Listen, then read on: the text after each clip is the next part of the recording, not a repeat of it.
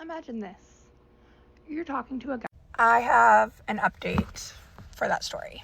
And before everybody comes at me and says you were supposed to block him, I know. I didn't block him though, because I like to know when someone's thinking about me and wants to text me. I want to know what they have to say. But I've now unfollowed him and removed him from my friends lists on everything. Pretty much what happened is I got a little tipsy/hammered with my girlies the other night, and I didn't know that I did this, but I texted him, and I pretty much just said, like, you broke no contact, and because he liked one of my posts, and, you know, to a girl, that, like, means something. And then he texted me back and was like, what do you mean? That's what I woke up to, that text, and I just texted him back and was like, please disregard, I was hammered. He didn't reply, so I was like, floof. That was a close one. That was scary. 12 hours later, I get a paragraph from him saying, I fucked up. I fucked with your head. You're great. You deserve all good things. His quotes, I'm a man, but I'm not man enough to take care of another man's kids. And I realized that. And I'm like, what? I never asked him to take care of another man's kids. Like, their father is very much involved in their life. But also, like, you knew I had kids before you ever met me.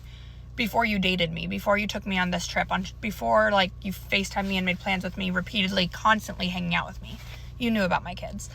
And he was never even in a situation. It would make sense if he was, like, been around my kids and was like, yeah, this is a bit much for me. But he never was. And I talked to him, I think, on, like, our second or third date.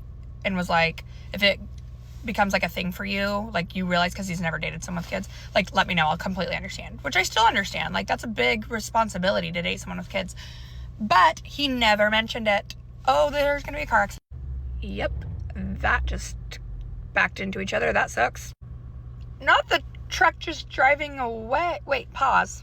I can't believe I just watched that. It's an old man backed into that little Honda. Anyway, I don't even know where I was at with that. That was crazy. But anyways, I just replied and I said that, you know, I'm glad you realized that, but you definitely did string me along, and you were a lesson for me, and thank you for the closure.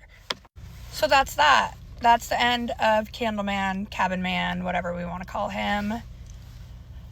As I said before, on to the next. Even though I'm losing hope in men as a single mom. Try again. Bye.